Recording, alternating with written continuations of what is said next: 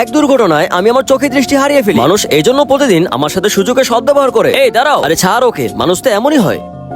Sir বলুন আপনার কোন ফুল লাগবে? আচ্ছা তুমি কি আমাকে দেখতে পাও? আমি তো অনুভব করতে পারি। আমাকে হোয়াইট ফুলটি দিয়ে দাও। নিন স্যার, 30 টাকা। এই নাও, আর এই ফুলটি তুমি রেখে দাও। আদিত্য আমাদের লেট হচ্ছে, চল।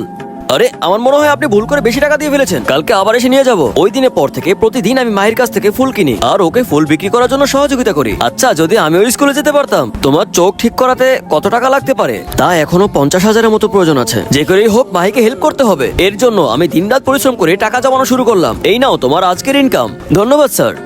আদিত্য তুমি 2 সপ্তাহ ধরে স্কুলে আসছো না। যদি কাল থেকে না আসো তাহলে স্কুল থেকে তোমার নাম কেটে দেওয়া হবে।